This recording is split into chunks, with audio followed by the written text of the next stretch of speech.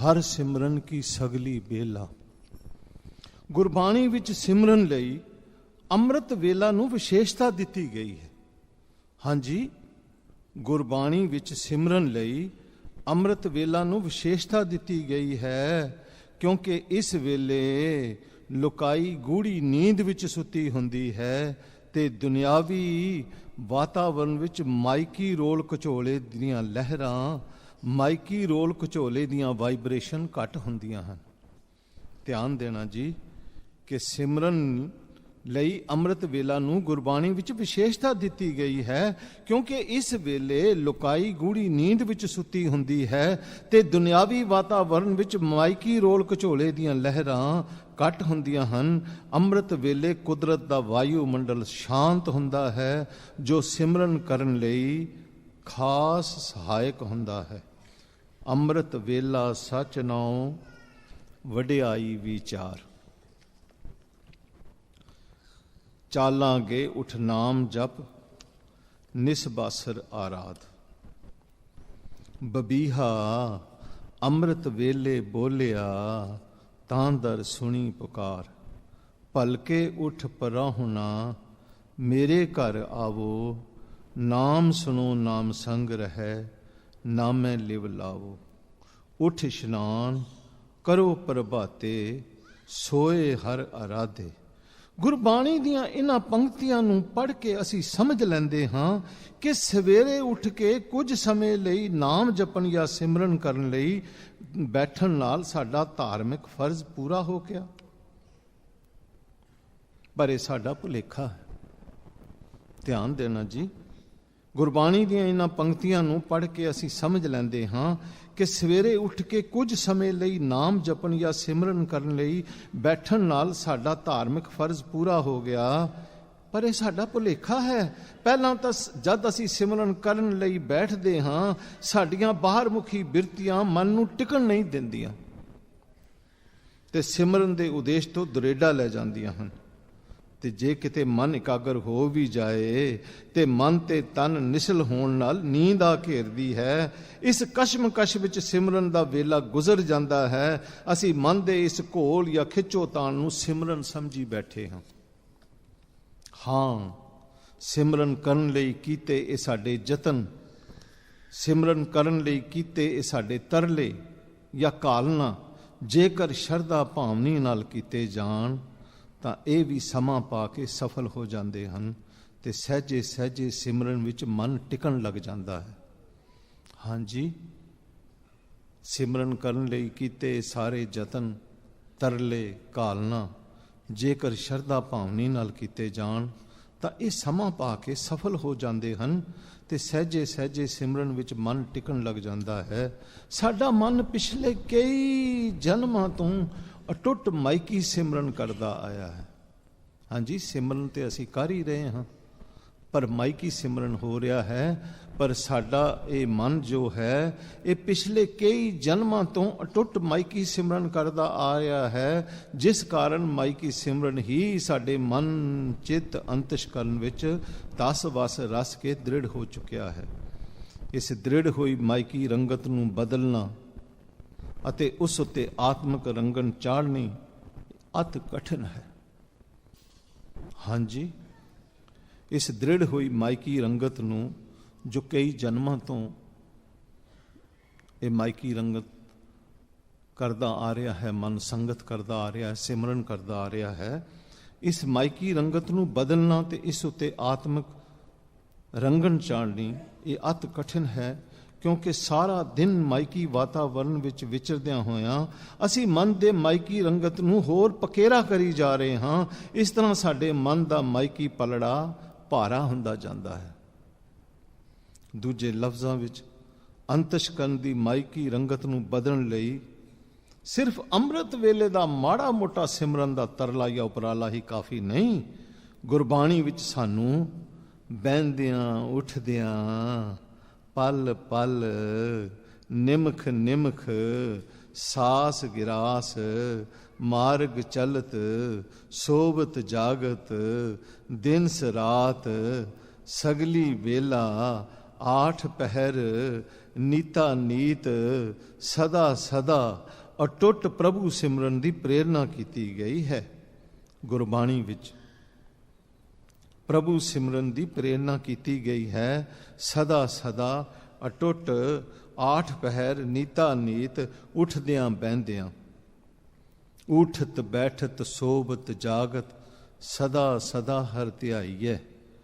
ਉਠਤ ਬੈਠਤ ਸੋਬਤ ਜਾਗਤ, ਹਰ ਧਿਆਈਐ ਸਗਲ ਅਵਰਦਾ ਜੀਓ। ਪਲ ਪਲ ਨਿਮਕ ਸਦਾ ਹਰ ਜਪਨੇ, ਚਲਤ ਬੈਸਤ ਸੋਬਤ ਜਾਗਤ, ਗੁਰਮੰਤਰ ਹਿਰਦੈ ਚਿਤਾਰ। ਉਠਤ ਬੈਠਤ ਸੋਬਤ ਜਾਗਤ, ਸਾਸ ਸਾਸ ਸਾਸ ਹਰ ਜਪਨੇ, ਸਦਾ ਸਦਾ ਸਿਮਰ ਦਿਨ ਰਾਤ। ਉਠਤ ਬੈਠਤ ਸਾਸ ਗਿਰਾਸ, ਦਿਨ ਰਾਤੀ ਆਰਾਧੋ ਪਿਆਰੋ, ਨਿਮਖ ਨ ਕੀਜੈ ਢੀਲਾ। ਇਸ ਦਾ ਮਤਲਬ ਇਹ ਹੈ ਕਿ ਗੁਰਸਿੱਖ ਨੇ ਅੰਮ੍ਰਿਤ ਵੇਲੇ ਉੱਠ ਕੇ ਨਾਮ ਜਪਣਾ ਹੈ, ਪਰ ਫਿਰ ਬਹਿੰਦਿਆਂ ਉੱਠਦਿਆਂ ਵੀ ਨਾਮ ਧਿਆਉਣਾ ਹੈ। ਧਿਆਨ ਦੇਣਾ ਜੀ, ਮਹਾਂਪੁਰਖਾਂ ਦੇ ਬਚਨ ਬੜੇ ਗਹਿਰੇ ਹਨ ਨੇ। ਇੱਕ ਪਾਸੇ ਉਹ ਜਪਣ ਵਾਸਤੇ ਕਹਿ ਰਹੇ ਹਨ, ਦੂਸਰੇ ਪਾਸੇ ਧਿਆਨ ਲਫ਼ਜ਼ ਵਰਤਿਆ ਹੈ। ਇਸ ਦਾ ਮਤਲਬ ਇਹ ਹੈ ਕਿ ਗੁਰਸਿੱਖ ਨੇ ਅੰਮ੍ਰਿਤ ਵੇਲੇ ਉੱਠ ਕੇ ਨਾਮ ਜਪਣਾ ਹੈ ਤੇ ਫਿਰ ਬਹਿੰਦਿਆਂ ਉੱਠਦਿਆਂ ਵੀ ਨਾਮ ਧਿਆਉਣਾ ਹੈ। ਇਸ ਤਰ੍ਹਾਂ ਬਹਿੰਦਿਆਂ ਉੱਠਦਿਆਂ ਨਾਮ ਧਿਆਉਣ ਨਾਲ ਸਾਡੀ ਮਾਇਕੀ ਰੰਗਤ ਫਿੱਕੀ ਪੈਂਦੀ ਜਾਏਗੀ, ਨਿਊਟਰਲਾਈਜ਼ ਹੁੰਦੀ ਜਾਏਗੀ, ਅਥਵਾ ਜੀਵਨ ਦੀ ਰੰਗਤ ਦੈਵੀ ਹੁੰਦੀ ਜਾਏਗੀ, ਆਤਮਕ ਰੰਗਤ ਚੜ੍ਹਦੀ ਜਾਏਗੀ। ਗੁਰਬਾਣੀ ਵਿੱਚ ਸਿਮਰਨ ਦੇ ਇਸ ਪੱਖ ਨੂੰ ਚੰਗੀ ਤਰ੍ਹਾਂ ਦਰਸਾਇਆ ਗਿਆ ਹੈ। ਉਠਤ ਬੈਠਤ ਸੋਵਤ ਧਿਆਈਐ, ਮਾਰਗ ਚਲਤ ਹਰੇ ਹਰ ਗਾਈਐ। ਆਠ ਪਹਿਰ ਸਿਮਰੋ ਪ੍ਰਭ ਆਪਣਾ, ਮਨ ਤਨ ਸਦਾ ਧਿਆਈਐ। ਆਠ ਪਹਿਰ ਸਿਮਰੋ ਪ੍ਰਭ ਨਾਮ, ਅਨਕ ਤੀਰਥ ਮੰਜਨ ਇਸ਼ਨਾਨ। ਨਿਤ ਉਠ ਗਾਵੋ ਪ੍ਰਭ ਕੀ ਬਾਣੀ, ਆਠ ਪਹਿਰ ਹਰ ਸਿਮਰੋ ਪ੍ਰਾਣੀ। ਪ੍ਰਭ ਕੀ ਉਸਤਤ ਕਰੋ ਦਿਨ ਰਾਤ, ਤਿਸੈ ਧਿਆਵੋ ਸਾਸ ਗਿਰਾਸ। ਰੈਨ ਦਿਨਸ ਤਿਸ ਸਦਾ ਧਿਆਈ, ਜੇ ਖਿਨ ਮੈਂ ਸਗਲ ਉਧਾਰੇ ਜੀਓ। ਹਰ ਜਪਦਿਆਂ ਖਿਨ ਢਿਲ ਨਾ ਕੀਜਈ ਮੇਰੀ ਜਿੰਦੜੀਏ, ਮਤ ਕੇ ਜਾਪੈ ਸਾ ਆਵੇ ਕਿ ਨਾ ਆਵੇ ਰਾਮ। ਇਹ ਬਹਿੰਦਿਆਂ ਉੱਠਦਿਆਂ ਹਰ ਨਾਮ ਧਿਆਵੇ ਦੀ ਆਦੇਸ਼ ਨੂੰ ਕਮਾਉਣਾ ਅਤ ਕਠਿਨ ਹੈ। ਹਾਂਜੀ, ਇਹ ਬਹਿੰਦਿਆਂ ਉੱਠਦਿਆਂ ਨਾਮ ਨੂੰ ਧਿਆਉਣਾ ਦੇ ਇਸ ਆਦੇਸ਼ ਨੂੰ ਧਿਆਉਣਾ ਇਹ ਅਤ ਕਠਿਨ ਹੈ, ਕਿਉਂਕਿ ਸਾਡਾ ਮਨ ਤਾਂ ਆਪਣੇ ਪੁਰਾਣੇ ਸੰਸਕਾਰਾਂ ਅਨੁਸਾਰ ਬਹਿੰਦਿਆਂ ਉੱਠਦਿਆਂ ਮਾਇਆ ਦੇ ਰੁਝੇਵਿਆਂ ਵਿੱਚ ਗਲਤਾਨ ਰਹਿੰਦਾ ਹੈ, ਜਿਸ ਕਾਰਨ ਪ੍ਰਭੂ ਸਿਮਰਨ ਨਹੀਂ ਹੋ ਸਕਦਾ। ਪਰ ਸਾਧ ਸੰਗਤ ਦੀ ਸਹਾਇਤਾ ਨਾਲ ਇਹ ਕਠਿਨ ਖੇਲ ਵੀ ਸੌਖੀ ਹੋ ਜਾਂਦੀ ਹੈ। ਕਦੋਂ ਸੌਖੀ ਹੁੰਦੀ ਹੈ? ਸਾਧ ਸੰਗਤ ਦੀ ਸਹਾਇਤਾ ਨਾਲ। ਹਰ ਇੱਕ ਕਾਰਜ ਦੀ ਸਫਲਤਾ ਲਈ ਮਨ ਦੀ ਇਕਾਗਰਤਾ ਜਾਂ ਮਨ ਦਾ ਧਿਆਨ ਲੋੜੀਂਦਾ ਹੈ। ਇੱਥੇ ਇੱਕ ਉਦਾਹਰਣ ਦਿੰਦੇ ਹਨ ਕਿ ਹਰ ਇੱਕ ਕਾਰਜ ਦੀ ਸਫਲਤਾ ਲਈ ਮਨ ਦਾ ਧਿਆਨ ਜਾਂ ਇਕਾਗਰਤਾ ਲੋੜੀਂਦੀ ਹੈ। ਜਿਸ ਕਾਰਜ ਵਿੱਚ ਧਿਆਨ ਨਾ ਦਿੱਤਾ ਜਾਏ ਉਹ ਕਾਰਜ ਅਧੂਰਾ, ਅਸਫਲ ਜਾਂ ਠਾਠਾ ਬਾਗਾ ਹੀ ਬਣ ਕੇ ਰਹਿ ਜਾਂਦਾ ਹੈ। ਇਸੇ ਲਈ ਗੁਰਬਾਣੀ ਸਾਨੂੰ ਮਨ ਤਨ ਚਿੱਤ ਨਾਲ ਸਿਮਰਨ ਕਰਨ ਲਈ ਪ੍ਰੇਰਦੀ ਹੈ। ਸਿਮਰਨ ਕਰਨਾ ਹੈ ਮਨ ਤਨ ਚਿੱਤ ਅੰਤਿਸ਼ ਕਰਨ ਨਾਲ। ਇਹ ਸਿਮਰਨ ਕਰਨਾ ਹੈ ਮਨ ਤਨ ਪ੍ਰਭੂ ਅਰਾਧੀਐ, ਮਿਲ ਸਾਧ ਸਮਾਗੇ। ਇੱਕ ਚਿੱਤ ਇੱਕ ਮਨ ਧਿਆਏ ਸੁਆਮੀ, ਲਾਏ ਪ੍ਰੀਤ ਪਿਆਰੋ। ਪ੍ਰਭ ਕੀ ਉਸਤਤ ਕਰੋ ਸੰਤ ਮੀਤ, ਸਾਵਧਾਨ ਇਕਾਗਰ ਚੀਤ। ਹਰ ਕੀ ਭਗਤ ਕਰੋ ਮਨ ਲਾਹੇ, ਮਨ ਬੰਛਤ ਨਾਨਕ ਫਲ ਪਾਹੇ। ਅਸੀਂ ਮਨ ਅਥਵਾ ਅੰਤਸ਼ਕਰਨ ਦੇ ਸੰਸਕਾਰਾਂ ਅਨੁਸਾਰ ਸੋਚਦੇ ਤੇ ਕਰਮ ਕਰਦੇ ਹਾਂ। ਹਾਂਜੀ, ਮਨ ਅਥਵਾ ਅੰਤਸ਼ਕਰਨ ਦੇ ਸੰਸਕਾਰਾਂ ਅਨੁਸਾਰ ਅਸੀਂ ਸੋਚਦੇ ਤੇ ਕਰਮ ਕਰਦੇ ਹਾਂ। ਇਹ ਮਾਇਕੀ ਸੰਸਕਾਰ ਜਨਮਾਂ ਜਨਮਾਂਤਰਾਂ ਦੇ ਮਾਇਕੀ ਸਿਮਰਨ ਅਥਵਾ ਅਭਿਆਸ ਦੁਆਰਾ ਬਣਦੇ ਹਨ, ਜਿਨ੍ਹਾਂ ਨੂੰ ਬਦਲਣਾ ਅਤ ਕਠਿਨ ਹੈ। ਉਦਾਹਰਣ ਦੇ ਤੌਰ ਤੇ ਸ਼ਰਾਬੀ ਦੇ ਮਨ ਚਿੱਤ ਅੰਤਸ਼ਕਰਨ ਵਿੱਚ ਸ਼ਰਾਬ ਦੇ ਸੰਸਕਾਰ ਬਣ ਜਾਂਦੇ ਹਨ ਜੀ, ਜੋ ਉਸ ਦੇ ਜੀਵਨ ਦੇ ਹਰ ਪੱਖ ਤੇ ਹਾਵੀ ਹੁੰਦੇ ਹਨ। ਇਸੇ ਤਰ੍ਹਾਂ ਜੇ ਅਸੀਂ ਕਿਤੇ ਦੈਵੀ ਸਿਮਰਨ ਕਰਨ ਦਾ ਉਪਰਾਲਾ ਕਰਦੇ ਹਾਂ ਤਾਂ ਸਾਡੇ ਪਿਛਲੇ ਡਾਢੇ ਮਾਇਕੀ ਸੰਸਕਾਰ ਸਾਡੇ ਮਨ ਨੂੰ ਅਛੋਪਲੇ ਮਾਇਕੀ ਰੁਝੇਵਿਆਂ ਵਿੱਚ ਖਿਸਕਾ ਲੈਂਦੇ ਹਨ ਤੇ ਸਾਡਾ ਸਿਮਰਨ ਠਾਠਾ ਬਾਗਾ ਬਣ ਕੇ ਰਹਿ ਜਾਂਦਾ ਹੈ। ਭੂਲਿਓ ਮਨ ਮਾਇਆ ਉਰਜਾਇਓ, ਜੋ ਜੋ ਕਰਮ ਕੀਓ ਲਾਲਚ ਲਗ, ਤਹਿ ਤਹਿ ਆਪ ਬਧਾਇਓ। ਇਨ ਮਾਇਆ ਜਗਦੀਸ਼ गोसाई, तुमरे चरण विसारे, किंचित प्रीत न उपजय जन को, जन कहाँ करे बेचारे। मन माया में फद रहो, बिसरो गोबिंद नाम, माया जाल पसारिया, भीतर चोग बनाए, तृष्णा पंखी फासिया, निकस न पाए माए। कबहूँ जीड़ा ऊब चढ़त है, कबहूँ जाए प्याले, लोभी जीड़ा थिर न रहत है, ਚਾਰੇ ਕੁੰਟਾਂ ਪਾਲੇ।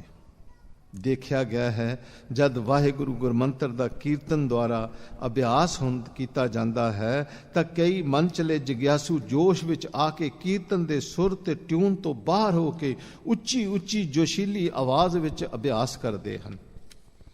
ਇਸ ਤਰ੍ਹਾਂ ਉਹ ਬੇਸੁਰੇ ਹੋ ਕੇ ਕੀਰਤਨ ਦੀ ਲੈਅ ਤੇ ਸੁਰ ਵਿੱਚ ਵਿਘਨ ਪਾਉਂਦੇ ਹਨ ਤੇ ਬਾਕੀ ਸੰਗਤ ਨੂੰ ਪੂਰੀ ਤਰ੍ਹਾਂ ਆਤਮਿਕ ਲਾਹਾ ਲੈਣ ਤੋਂ ਵਾਂਝਿਆ ਰੱਖਦੇ ਹਨ। ਇਸ ਲਈ ਇਕੱਠਿਆਂ ਹੋ ਕੇ ਕੀਰਤਨ ਦੁਆਰਾ ਸਹਿਜ ਵਿੱਚ ਸਿਮਰਨ ਕਰਨਾ ਚਾਹੀਦਾ ਹੈ। ਹਾਂਜੀ, ਇਕੱਠਿਆਂ ਹੋ ਕੇ ਕੀਰਤਨ ਦੁਆਰਾ ਸਹਿਜ ਵਿੱਚ ਸਿਮਰਨ ਕਰਨਾ ਚਾਹੀਦਾ ਹੈ, ਜਿਸ ਨਾਲ ਸਾਰੀ ਸੰਗਤ ਨੂੰ ਲਾਹਾ ਮਿਲੇ। ਗੁਰਬਾਣੀ ਵੀ ਇਸੇ ਦੀ ਪ੍ਰੋੜਤਾ ਕਰਦੀ ਹੈ। ਹਰ ਕਾ ਬਿਲੋਵਣਾ, ਬਿਲੋਵੋ ਮੇਰੇ ਭਾਈ, ਸਹਿਜ ਬਿਲੋਵੋ ਜੈਸੇ ਤਤ ਨ ਜਾਈ। देख बिमल मत सदा शरीरा, सहज सहज गुण रवे कबीरा। गुर के शब्द मेरा हर प्रभ ध्याइयै, सहजे सच समावणिया। ਸਿਮਰਨ ਅਥਵਾ ਨਾਮ ਦ੍ਰਿੜਾਉਣ ਲਈ ਕਈ ਤਰੀਕਿਆਂ ਦੀ ਵਰਤੋਂ ਕੀਤੀ ਜਾਂਦੀ ਹੈ, ਜਿਵੇਂ ਕਿ ਸਵਾਸਾਂ ਦੁਆਰਾ, ਅੱਖਾਂ ਵਿੱਚ ਅੱਖਾਂ ਗੱਡ ਕੇ, ਸਿਰ ਤੇ ਹੱਥ ਧਰ ਕੇ, ਵਿਭੂਤੀ ਲਗਾ ਕੇ, ਮਾਨਸਿਕ ਸ਼ਕਤੀ ਦੇ ਜਾਦੂ ਟੋਣਿਆਂ ਨਾਲ, ਹੱਠ ਜੋਗ ਨਾਲ, ਗਿਆਨ ਜੋਗ, ਕਰਮ ਜੋਗ, ਤਾਂਤਰਿਕ ਜੋਗ ਆਦਿ ਨਾਲ। ਪਰ ਗੁਰਮਤਿ ਅਨੁਸਾਰ ਸਿਰਫ ਪੰਜਾਂ ਪਿਆਰਿਆਂ ਦੁਆਰਾ ਹੀ ਸਿਮਰਨ ਦ੍ਰਿੜਾਇਆ ਜਾ ਸਕਦਾ ਹੈ। ਹਾਂਜੀ, ਗੁਰਮਤਿ ਅਨੁਸਾਰ ਸਿਰਫ ਪੰਜਾਂ ਪਿਆਰਿਆਂ ਦੁਆਰਾ ਹੀ ਸਿਮਰਨ ਦ੍ਰਿੜਾਇਆ ਜਾ ਸਕਦਾ ਹੈ। ਸਾਧ ਸੰਗਤ ਰੂਪੀ ਸੱਚਖੰਡ ਅੰਦਰ, ਸਤਿਗੁਰ ਦੀ ਪਾਵਨ ਹਜ਼ੂਰੀ ਵਿੱਚ ਦਾਮਨਕ ਇਲਾਹੀ ਕਿਰਨਾਂ, ਡਿਵਾਈਨ ਵਾਈਬ੍ਰੇਸ਼ਨ ਦਾ ਮਾਹੌਲ ਵਰਤਦਾ ਹੈ, ਜਿਸ ਨਾਲ ਜਿਗਿਆਸੂਆਂ ਦੇ ਅੰਤਰ ਆਤਮੇ ਸਹਿਜੇ ਨਾਮ ਸਿਮਰਨ ਦ੍ਰਿੜ ਹੁੰਦਾ ਜਾਂਦਾ ਹੈ। ਕਿੱਥੇ? ਸਾਧ ਸੰਗਤ ਰੂਪੀ ਸੱਚਖੰਡ ਅੰਦਰ, ਸਤਿਗੁਰ ਦੀ ਪਾਵਨ ਹਜ਼ੂਰੀ ਵਿੱਚ ਦਾਮਨਕ ਇਲਾਹੀ ਕਿਰਨਾਂ, ਡਿਵਾਈਨ ਵਾਈਬ੍ਰੇਸ਼ਨ ਦਾ ਮਾਹੌਲ ਵਰਤਦਾ ਹੈ, ਜਿਸ ਨਾਲ ਜਿਗਿਆਸੂਆਂ ਦੇ ਅੰਤਰ ਆਤਮੇ ਸਹਿਜੇ ਸਿਮਰਨ ਦ੍ਰਿੜ ਹੁੰਦਾ ਜਾਂਦਾ ਹੈ। ਗੁਰਸਿੱਖਾਂ ਨੂੰ ਪੰਜਾਂ ਪਿਆਰਿਆਂ ਵੱਲੋਂ ਜੋ ਗੁਰਮੰਤਰ ਪ੍ਰਦਾਨ ਹੁੰਦਾ ਹੈ, ਉਹ ਆਤਮ ਬੀਜ ਬਣ ਕੇ ਸਾਧ ਸੰਗਤ ਰੂਪੀ ਇਲਾਹੀ ਗੁਫਾ ਵਿੱਚ ਸਹਿਜੇ ਪਲਦਾ, ਮੌਲਦਾ, ਖਿੜਦਾ, ਵਿਗਸਦਾ, ਦ੍ਰਿੜ ਹੁੰਦਾ ਹੈ। ਇਸ ਤਰ੍ਹਾਂ ਸਤਿਗੁਰ ਦੀ ਬਖਸ਼ਿਸ਼ ਦੁਆਰਾ ਸਹਿਜੇ ਹੀ ਗੁਰ ਸ਼ਬਦੀ ਗੋਬਿੰਦ ਗੱਜਿਆ ਹੋ ਜਾਂਦਾ ਹੈ। ਮਨ ਚਿੱਤ ਵਿੱਚ ਸਿਮਰਨ ਦ੍ਰਿੜਾਉਣ ਲਈ ਸਾਧ ਸੰਗਤ ਅਤ ਸਹਾਇਕ ਹੁੰਦੀ ਹੈ ਜੀ। ਮਨ ਚਿੱਤ ਵਿੱਚ ਸਿਮਰਨ ਦ੍ਰਿੜਾਉਣ ਲਈ ਸਾਧ ਸੰਗਤ ਅਤ ਸਹਾਇਕ ਹੁੰਦੀ ਹੈ। ਜਨਮਾਂ ਜਨਮਾਂਤਰਾਂ ਤੋਂ ਮਾਇਆ ਦੇ ਬਹੁ ਰਸਾਂ ਵਿੱਚ ਪ੍ਰਵਿਰਤ ਹੋ ਕੇ ਸਾਡਾ ਮਨ ਮਾਇਕੀ ਰਸ ਲੈਣ ਲਈ ਬਚਿੱਤਰਤਾ, ਨਵੀਨਤਾ, ਭਿੰਨਤਾ, ਵਖਰੇਵਾਂ, ਰਸ ਕਸ ਪਾਲਦਾ ਆਇਆ ਹੈ। ਇਹ ਸਾਡਾ ਜੋ ਮਨ ਹੈ, ਇਹ ਜਨਮਾਂ ਜਨਮਾਂਤਰਾਂ ਤੋਂ ਮਾਇਆ ਦੇ ਬਹੁ ਰਸਾਂ ਵਿੱਚ ਪ੍ਰਵਿਰਤ ਹੋ ਕੇ ਇਹ ਮਾਇਕੀ ਰਸ ਲੈਣ ਲਈ ਵਿਚਿੱਤਰਤਾ, ਨਵੀਨਤਾ, ਭਿੰਨਤਾ, ਵਖਰੇਵਾਂ, ਰਸ ਕਸ ਭਾਲਦਾ ਆਇਆ ਹੈ। ਜਦ ਇਸ ਨੂੰ ਇਹ ਰਸ ਨਹੀਂ ਮਿਲਦੇ ਤਾਂ ਇਹ ਉਚਾਟ ਹੋ ਕੇ ਅਛੋਪਲੇ ਹੀ ਹੋਰ ਕਿਸੇ ਪਾਸੇ ਖਿਸਕ ਜਾਂਦਾ ਹੈ। ਹਾਂਜੀ, ਮਾਇਆ ਚਿੱਤਰ ਵਿਚਿੱਤਰ ਵਿਮੋਹ ਬਿਰਲਾ ਬੂਝੈ ਕੋਈ। ਇਸ ਲਈ ਸਤਿਗੁਰਾਂ ਨੇ ਸਾਡੀ ਸੁਰਤ ਨੂੰ ਅਨੇਕਾਂ ਮਾਇਕੀ ਰਸਾਂ ਕਸਾਂ ਤੋਂ ਮੋੜਨ ਲਈ ਸਾਧ ਸੰਗਤ ਵਿੱਚ ਪ੍ਰਭੂ ਦੀ ਅਨੰਤ ਤਰੰਗਾਂ ਵਾਲੀ ਰਸੀਲੀ ਤੇ ਬਿਸਮਾਦੀ ਸਿਫਤ ਸਲਾਹ ਤੇ ਪ੍ਰੇਮਾ ਭਗਤੀ ਦੇ ਬਾਰੰਬਾਰ ਅਭਿਆਸ ਦੁਆਰਾ ਸੁਰਤ ਨੂੰ ਨਿਤ ਨਵੇਂ, ਸੁਰਤ ਨੂੰ ਦੈਵੀ, ਬਿਸਮਾਦੀ, ਰਸੀਲੇ, ਅਚਰਜ, ਸਵਾਦਲੇ, ਚਲੂਲੀ ਰੰਗ ਵਾਲੇ ਜੀਵਨ ਆਦੇਸ਼ ਵੱਲ ਪ੍ਰੇਰਿਆ ਹੈ। ਦੂਜੇ ਲਫ਼ਜ਼ਾਂ ਵਿੱਚ ਸਾਧ ਸੰਗਤ ਵਿੱਚ ਸ਼ਬਦ ਸੁਰਤ ਦੇ ਅਭਿਆਸ ਅਥਵਾ ਸਿਮਰਨ ਨਾਲ ਪ੍ਰਭੂ ਦੀ ਬਿਸਮਾਦੀ ਸਿਫਤ, ਪ੍ਰਭੂ ਦੀ ਪ੍ਰੇਮ ਸਵੈਪਨਾ, ਪ੍ਰਭੂ ਦੇ ਪਿਆਰ ਹੰਡੋਲੇ, ਪ੍ਰਭੂ ਦੀ ਚੁੱਪ ਪ੍ਰੀਤ, ਸ਼ੁਕਰ, ਅਰਦਾਸ, ਪੈ ਭਾਵਨੀ, ਬੈਰਾਗ ਦੀਆਂ ਇਲਾਹੀ ਭਾਵਨਾਵਾਂ ਸੁਤੇ ਸਿੱਧ ਜਗਿਆਸੂਆਂ ਦੇ ਹਿਰਦੇ ਵਿੱਚ ਉਮੜ ਪੈਂਦੀਆਂ ਹਨ। ਇਹ ਖਾਲੀ ਵਿਚਾਰ ਨਹੀਂ, ਇਹ ਅਵਸਥਾਵਾਂ ਹਨ। ਫਿਰ ਦੁਹਰਾ ਦਈਏ ਮਹਾਂਪੁਰਖਾਂ ਦੇ ਬਚਨਾਂ ਦੁਆਰਾ ਕਿ ਸਾਧ ਸੰਗਤ ਵਿੱਚ ਸ਼ਬਦ ਸੁਰਤ ਦੇ ਅਭਿਆਸ ਅਥਵਾ ਸਿਮਰਨ ਨਾਲ ਪ੍ਰਭੂ ਦੀ ਬਿਸਮਾਦੀ ਸਿਫਤ, ਪ੍ਰਭੂ ਦੀ ਪ੍ਰੇਮ ਸਵੈਪਨਾ, ਪਿਆਰ ਹਿੰਡੋਲੇ, ਚੁੱਪ ਪ੍ਰੀਤ, ਸ਼ੁਕਰ, ਅਰਦਾਸ, ਪੈ ਭਾਵਨੀ, ਬੈਰਾਗ ਦੀਆਂ ਇਲਾਹੀ ਭਾਵਨਾਵਾਂ ਇਹ ਸੁਤੇ ਸਿੱਧ ਜਗਿਆਸੂਆਂ ਦੇ ਹਿਰਦੇ ਵਿੱਚ ਉਮੜ ਪੈਂਦੀਆਂ ਹਨ। ਬਾਰੰਬਾਰ ਸਿਮਰਨ ਅਭਿਆਸ ਕਰਨਾ ਸ਼ਬਦ ਦੀ ਕਮਾਈ ਦਾ ਇੱਕ ਬਹੁਤ ਜ਼ਰੂਰੀ ਅੰਗ ਹੈ। ਧਿਆਨ ਦੇਣਾ ਜੀ ਕਿ ਬਾਰੰਬਾਰ ਸਿਮਰਨ ਅਭਿਆਸ ਕਰਨਾ ਸ਼ਬਦ ਦੀ ਕਮਾਈ ਦਾ ਇਹ ਬਹੁਤ ਜ਼ਰੂਰੀ ਅੰਗ ਹੈ। ਇਸ ਵਿੱਚ ਬਹੁਤ ਘਾਲਣਾ, ਬਾਰੰਬਾਰ ਅਭਿਆਸ ਵਿੱਚ ਬਹੁਤ ਘਾਲਣਾ, ਬਹੁਤ ਧੀਰਜ ਤੇ ਸ਼ਰਧਾ ਭਾਵਨੀ ਲੋੜੀਂਦੀ ਹੈ ਅਤੇ ਅਲੂਣੀ ਸਿੱਲ ਚੱਟਣੀ ਪੈਂਦੀ ਹੈ। ਪਰ ਖਿੰਡੇ ਹੋਏ ਤ੍ਰਿਸ਼ਨਾਲੂ ਮਨ ਨੂੰ ਟਿਕਾਉਣ ਦਾ ਇੱਕੋ ਇੱਕ ਸਾਧਨ ਗੁਰਮੰਤਰ ਦਾ ਬਾਰੰਬਾਰ ਇੱਕ ਮਨ ਇੱਕ ਚਿੱਤ ਭਾਏ ਅਭਿਆਸ ਹੀ ਹੈ। ਇਸ ਦੀ ਮਹਾਨਤਾ ਤੇ ਵਿਧੀ ਗੁਰਬਾਣੀ ਵਿੱਚ ਇਉਂ ਦਰਸਾਈ ਗਈ ਹੈ। ਬਾਰੰਬਾਰ ਬਾਰ ਪ੍ਰਭ ਜਪੀਐ, ਪੀ ਅੰਮ੍ਰਿਤ ਇਹੋ ਮਨ ਤਨ ਤ੍ਰਪੀਐ। ਸਿਮਰ ਸਿਮਰ ਨਾਮ ਬਾਰੰਬਾਰ, ਨਾਨਕ ਜੀ ਕਾ ਇਹ ਹੈ ਆਧਾਰ। ਉਚਰੋ ਰਾਮ ਨਾਮ ਲਖ ਬਾਰੀ, ਇਕ ਤੂ ਜੀ ਭਉ ਲਖ ਹੋਏ, ਲਖ ਹੋਵੈ ਲਖ ਵੀਸ, ਲਖ ਲਖ ਗੇੜਾ ਆਖੀਐ, ਏਕ ਨਾਮ ਜਗਦੀਸ਼। ਦੇਖਣ ਵਿੱਚ ਆਇਆ ਹੈ ਬਹੁਤ ਸਾਰੇ ਅਧਿਆਤਮਿਕ ਜਿਗਿਆਸੂ ਮਾਨਸਿਕ ਸ਼ੂਨ ਜਾਂ ਸੁੰਨ ਸਮਾਧ ਜਾਂ ਸ਼ੂਨ ਅਵਸਥਾ ਥਾਟਲੈਸਨੈਸ ਸਟੇਟ ਆਫ ਮਾਈਂਡ ਨੂੰ ਹੀ ਸਿਮਰਨ ਦੀ ਅੰਤਮ ਮੰਜ਼ਿਲ ਜਾਂ ਪੂਰਨ ਪ੍ਰਾਪਤੀ ਮੰਨ ਕੇ ਸੰਤੁਸ਼ਟ ਹੋ ਜਾਂਦੇ ਹਨ। ਐਸੇ ਜਗਿਆਸੂਆਂ ਕੋਲੋਂ ਭੁੱਲ ਇਹ ਹੁੰਦੀ ਹੈ ਕਿ ਉਹ ਭਾਵਨਾਹੀਨ ਫੋਕਾ ਰਟਨ ਕਰਦੇ ਹਨ। ਗੁਰਬਾਣੀ ਵਿੱਚ ਇਸ ਵਿਚਾਰ ਨੂੰ ਇਉਂ ਪੁਸ਼ਟੀ ਕੀਤੀ ਗਈ ਹੈ, ਸੁਨੋ ਸੁਨ ਕਹੇ ਸਭ ਕੋਈ, ਅਨਹਦ ਸੁਨ ਕਹਾਂ ਤੇ ਹੋਈ। ਹਾਂਜੀ, 9 ਸੁਰ ਸੁਬਰ 10ਵੇਂ ਪੂਰੇ, ਤੈ ਅਨਹਦ ਸੁਨ ਬਜਾਵੇ ਤੂਰੇ। ਸਾਚੇ ਰਾਚੇ ਦੇਖ ਹਜੂਰੇ, ਘਟ ਘਟ ਸਾਚ ਰਹਾ ਭਰਪੂਰੇ। ਗੁਪਤੀ ਬਾਣੀ ਪ੍ਰਗਟ ਹੋਏ, ਨਾਨਕ ਪਰਖ ਲਏ ਸੱਚ ਸੋਏ। ਜੋਗੀ ਲੋਕ ਮਨ ਦੀ ਵਿਕਾਰੀ ਚੇਸ਼ਟਾ ਤੋਂ ਖਾਲੀ ਅਫੁਰ ਅਵਸਥਾ ਨੂੰ ਸ਼ੁੰਨ ਜਾਂ ਅਨਹਦ ਸੁਨ ਕਹਿੰਦੇ ਸਨ। ਗੁਰੂ ਸਾਹਿਬ ਨੇ ਉਹਨਾਂ ਨੂੰ ਸਮਝਾਇਆ ਕਿ ਇਹ ਸ਼ੁੰਨ ਥਾਟਲੈਸਨੈਸ ਸਟੇਟ ਆਫ ਮਾਈਂਡ ਨੂੰ 9 ਦਰਵਾਜ਼ਿਆਂ ਤੋਂ ਪਰੇ ਮਨ ਦੀਆਂ ਬਿਰਤੀਆਂ ਨੂੰ ਦੈਵੀ ਗੁਣਾਂ ਵਲਵਲਿਆਂ ਤੇ ਪ੍ਰੇਮ ਸਵੈਪਨਾ ਨਾਲ ਭਰਪੂਰ ਕਰਨਾ ਹੈ। ਇਸ ਹਾਲਤ ਵਿੱਚ ਸ਼ੁੰਨ ਐਮਪਟੀਨੈਸ ਦੀ ਥਾਂ ਸੰਗਤ ਵਿੱਚ ਆਤਮ ਮੰਡਲ ਦਾ ਰਸੀਲਾ ਅਨਹਦ ਨਾਦ, ਇਲਾਹੀ ਸੰਗੀਤ, ਡਿਵਾਈਨ ਮਿਊਜ਼ਿਕ ਸੁਣਾਈ ਦਿੰਦਾ ਹੈ, ਜਿਸ ਵਿੱਚੋਂ ਆਤਮਿਕ ਆਨੰਦ ਉਪਜਦਾ ਹੈ। ਇਸ ਤਰ੍ਹਾਂ ਸ਼ਬਦ ਦਾ ਅਨੁਭਵੀ ਗਿਆਨ ਬੁੱਝ ਲਈਦਾ ਹੈ ਤੇ ਇਸ ਜਿਸ ਤੱਤ ਵੱਲ ਸ਼ਬਦ ਸੰਕੇਤ ਕਰਦਾ ਹੈ ਉਹ ਪ੍ਰਗਟ ਪਹਾਰੇ ਹੋ ਜਾਂਦਾ ਹੈ। ਦੂਜੇ ਪਾਸੇ ਜੋਗੀਆਂ ਦੀ ਰਸਹੀਨ ਅਫੁਰ ਸ਼ੁੰਨ ਅਵਸਥਾ ਕੇਵਲ ਸਰੀਰਕ ਸਮਾਧੀ ਦੌਰਾਨ ਹੀ ਕਾਇਮ ਰਹਿੰਦੀ ਹੈ। ਜਾਗਰਤ ਅਵਸਥਾ ਵਿੱਚ ਐਸੇ ਸੁੰਨ ਦਾ ਕੋਈ ਅਸਰ ਜਾਂ ਲਾਭ ਨਹੀਂ।